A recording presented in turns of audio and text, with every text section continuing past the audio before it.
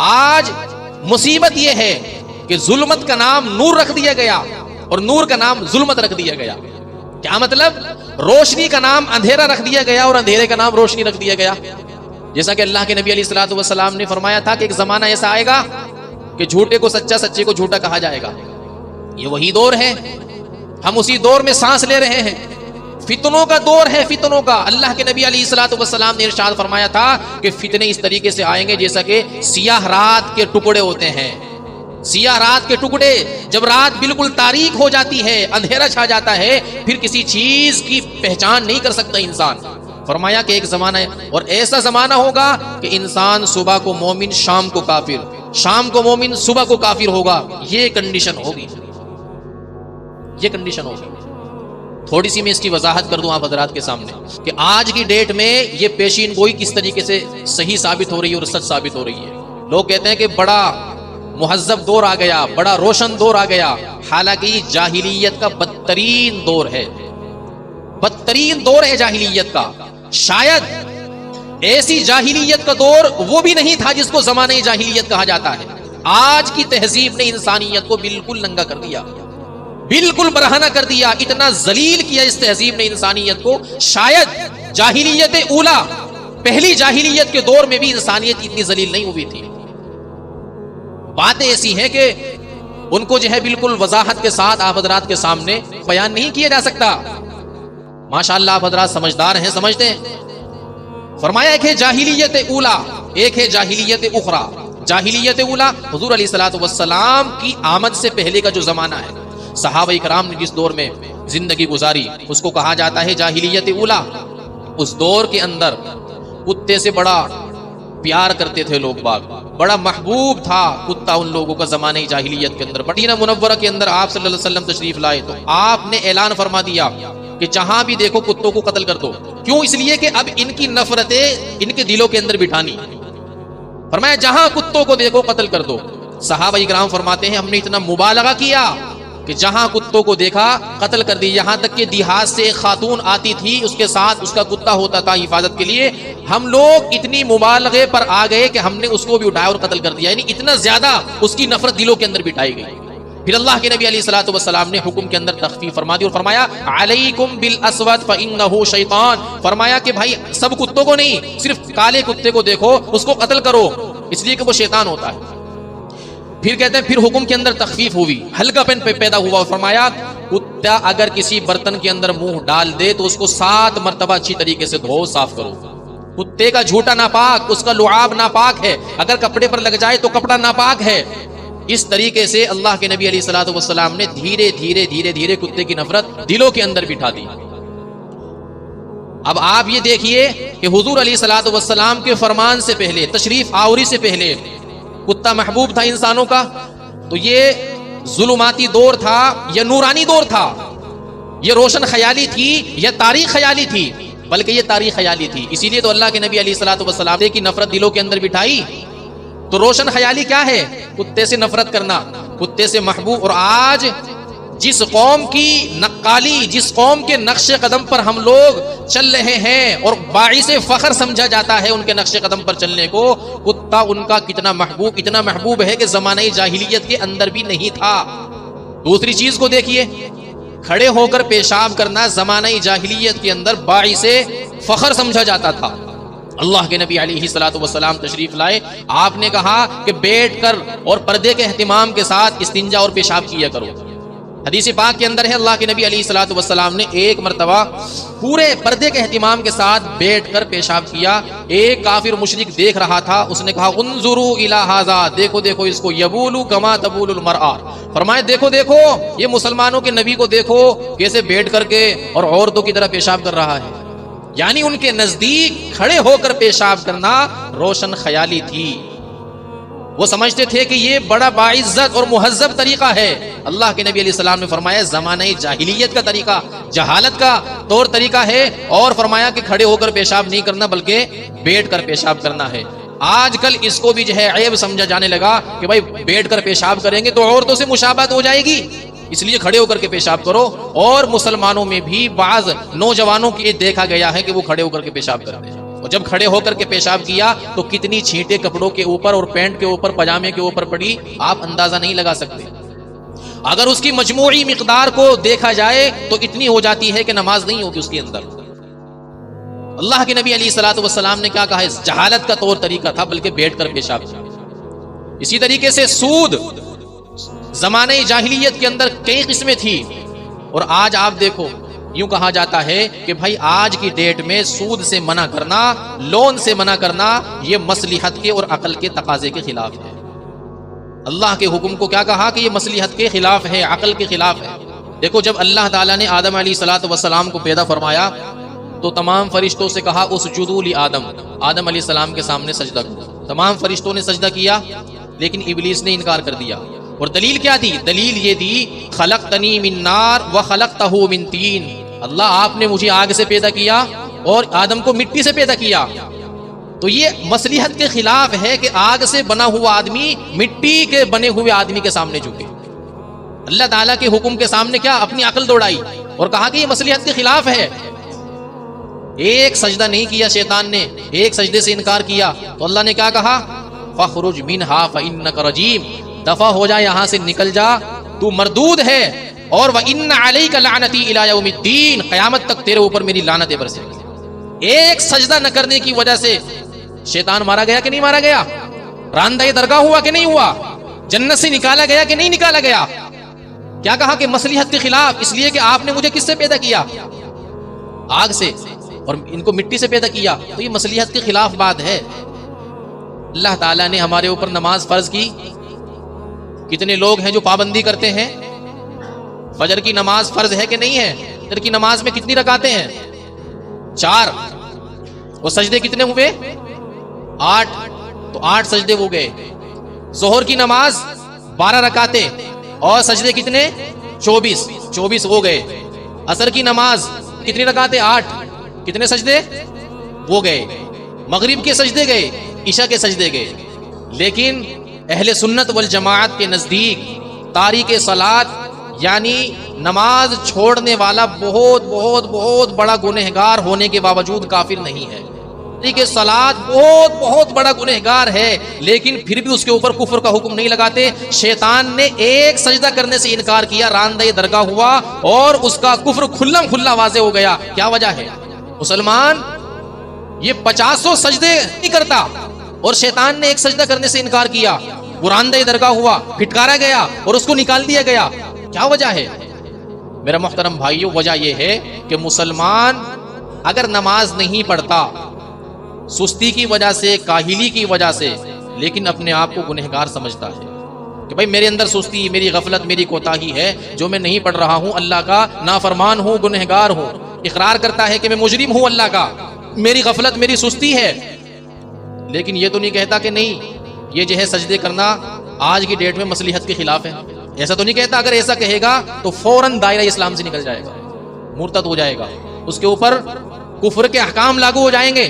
لیکن شیطان نے کیا کہا؟ اللہ کے حکم کو کہا کہ آپ کا یہ جو حکم ہے یہ مصلحت کے خلاف ہے. اور آج آپ دیکھیں جو میں نے روایت مشکات شریف کے اندر ہے، کتاب الفتن کے اندر یہ روایت فرمایا کہ ایک زمانہ ایسا آئے گا انسان صبح کو مومن، شام کو کافر، شام کو مومن، صبح کو کافر. کیسے ہوگا؟ فرمایا ایسے ہوگا آج کل جب عام مسلمانوں کے سامنے یہ بات رکھی جاتی ہے کہ دیکھو بھائی مذہب اسلام نے زنا کی سزا یہ بتائی ہے کہ اگر شادی شدہ ہے تو ان کو رجم کیا جائے گا اور اگر غیر شادی شدہ ہے تو ان کو 100 کوڑے لگائے جائیں گے. ایک مسلمان کے ارے تو بہت سخت حکم ہے. آج کی ڈیٹ میں یہ مصلحت کے خلاف ہے. گیا ایمان سے. اللہ کے حکم کو کیا کہا؟ یہ مصلحت کے خلاف ہے، عقل کے خلاف ہے. چور کی سزا ہاتھ کاٹنا، کہا کہ یہ سزا ہم نہیں مانیں گے، یہ تو مصلحت کے خلاف ہے. ایک آدمی کے ہاتھ کٹ گئے وہ تو جو ہے لونجا ہو گیا، کسی کام کا نہیں رہا، یہ سزا تو مصلحت کے خلاف ہے. اللہ کے حکم کے بارے میں کیا کہا؟ مصلحت کے خلاف. اسی طریقے سے جب سود سے، لون سے منع کیا جاتا ہے کہ بھائی سود بیاج سے دور رہو، اور اللہ تبارک و تعالیٰ نے اعلان جنگ کیا ایسے آدمی سے، اور سود لینے والا، دینے والا، اس کے اوپر گواہ بننے والا، لکھنے والا، تمام کے اوپر اللہ کے رسول علیہ الصلوۃ والسلام نے لعنت فرمائی ہے. تو کیا کہتے ہیں کہ آج کی ڈیٹ میں یہ جو ہے سود سے منع کرنا, سود کے بغیر تو کچھ بھی نہیں ہو سکتا. ہماری پوری معیشت جو ہے, پوری تجارت سود اور لون کے اوپر ٹکی ہوئی ہے. آج کی ڈیٹ میں سود سے منع کرنا, لون لینے سے منع کرنا مصلیحت کے خلاف. بتائیے ایمان رہا کہ نہیں؟ ایمان باقی رہا کہ ختم ہو گیا؟ اس لیے اللہ کے رسول نے فرمایا کہ صبح کو نکلے گا گھر سے ایمان کی حالت میں, اور شام ہوتے ہوتے ایمان سے دستبردار ہو جائے گا. اس لیے کہ اللہ کے حکم کے اندر اپنی عقل دوڑائے گا, عقل کے گھوڑے دوڑائے گا اور کہے گا کہ اللہ کے حکم مصلیحت کے خلاف ہے, آج کی ڈیٹ میں چلنے والا نہیں ہے. بتائیے ایمان سلامت رہا کہ گیا؟ یہ اس کا مطلب ہے اللہ کے رسول علیہ الصلوۃ والسلام کے فرمان کا کہ صبح کو مومن ہوگا اور شام کو کافر ہو جائے گا. اس لیے فرمایا کہ فتنے آئیں گے اور ایسے ہوں گے جیسے سیاہ رات کے ٹکڑے ہوا کرتے ہیں. آج کی ڈیٹ میں اگر کسی کو یہود و نصارہ کی معیشت پسند ہے, یہود و نصارہ کے طور طریقے پسند ہے, ان کی شکل و صورت پسند ہے, اور اسلام کی تہذیب پر, اسلامی کلچر پر, ان تمام کے تمام کلچروں کو ترجیح دے رہا ہے اور فوقیت دے رہا ہے, تو میرے بھائیوں ایمان خطرے میں ہے. ایمان خطرے میں ہے, کسی وقت بھی ایمان سلب ہو سکتا ہے. اس بات کو سمجھانے کے لیے ایک چھوٹا سا واقعہ, اور یہ واقعہ کوئی ہوائی واقعہ نہیں ہے, بلکہ علامہ ظفر احمد عثمانی رحمت اللہ علیہ نے اس کو ایک مرتبہ اپنے بیان میں تقریر میں سنایا تھا. اور انہوں نے کہا تھا کہ اگر میں نے حضرت مولانا اشرف علی تھانوی نور اللہ مرقدہ وبرد مصدعہ سے یہ واقعہ نہیں سنا ہوتا تو میں اس پر یقین نہ کرتا. حضرت سے میں نے یہ واقعہ سنا, حضرت سے یہ واقعہ منقول ہے, اس لیے اس واقعے کے صحیح ہونے میں کوئی تردد نہیں ہے, کوئی شک نہیں ہے. فرمایا کہ مکہ معظمہ کے اندر ایک بہت بڑا دیندار شخص صوفی تھا, بظاہر بہت بڑا نیک انسان تھا. اس کا انتقال ہو گیا, اس کو مکہ معظمہ کے قبرستان میں دفن کر دیا گیا, جنت المعلی میں. پھر کچھ دنوں کے بعد چونکہ وہاں قبرستان کی جگہ کی قلت کی وجہ سے دوبارہ قبر کھودی گئی دوسرا مردہ دفنانے کے لیے, تو دیکھا کہ اس صوفی صاحب کی قبر کے اندر وہ صوفی صاحب تو نہیں ہے بلکہ ایک خاتون لیٹی ہوئی ہے, ایک لڑکی اس کے اندر موجود ہے, ان صوفی صاحب کی قبر کے اندر. تحقیق ہوئی کہ بھائی ابھی تو کچھ دن پہلے صوفی صاحب کو یہاں دفنایا گیا تھا, اب یہ خاتون کی نعش یہاں پر کہاں سے آ گئی؟ تحقیق ہوئی, چنانچہ ملک شام کا ایک شخص بھی حج کرنے کی یا عمرہ کرنے کے ارادے سے غرض سے وہاں پر آیا ہوا تھا. اس نے جب دیکھا اس خاتون کی شکل و صورت کو, کہا کہ یہ تو ملک شام کی رہنے والی ہے, حلب کی رہنے والی ہے, میں جانتا ہوں اس کو, یہ تو عیسائی گھرانے سے تعلق رکھتی ہے, یہ تو عیسائی گھرانے سے تعلق رکھتی ہے, میں جانتا ہوں اس کو, اس کے خاندان کو, گھر والوں کو میں جانتا ہوں, یہ تو عیسائی خاتون, عیسائی لڑکی ہے.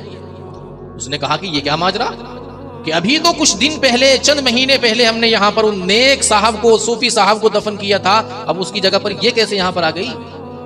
چنانچہ اس لڑکی کے متعلق وہاں پر تحقیق کی گئی تو پتہ یہ چلا کہ یہ لڑکی خفیہ طور پر, چھپے طور پر اس نے اسلام قبول کر لیا تھا. اس کو عیسائیوں کے قبرستان کے اندر وہاں پر عیسائیوں نے, ماں باپ نے دفن کر دیا تھا. اللہ نے اس کے ایمان کی قدر رکھتے ہوئے وہاں سے اس کو منتقل کر کے مکہ معظمہ کے قبرستان میں پہنچا دیا. چلو یہ تو ٹھیک ہے, وہ صوفی صاحب یہاں سے وہاں کیسے منتقل ہو گئے, وہ یہاں سے وہاں کیسے پہنچ گئے؟ چنانچہ اکثر شوہروں کی جو رازدار ہوتی ہے وہ بیوی ہوتی ہے. گھر والوں سے پتہ کیا تو ہمیں معلوم نہیں ہے, رازدار اور اندر کی ساری باتیں اکثر بیوی کو پتہ ہوتی ہے. تو بیوی سے پتہ کیا کہ تمہیں کوئی اپنے شوہر کا ایسا ناقابل معافی جرم پتا ہے کہ یہ اللہ تعالیٰ کی نافرمانی کرتا ہو, چوری چھپے, اور کسی کو پتہ نہ ہو, اور ظاہر میں بہت بڑا صوفی اور بہت بڑا نیک انسان بن کر کے دکھاتا ہو. آپ کو پتہ ہے؟ کہا کہ نہیں, واقعتاً یہ بہت نیک انسان تھا, واقعتاً یہ صوفی تھا, یہ بہت بڑا اللہ والا تھا, لیکن ایک خرابی اس کے اندر تھی. وہ کیا خرابی؟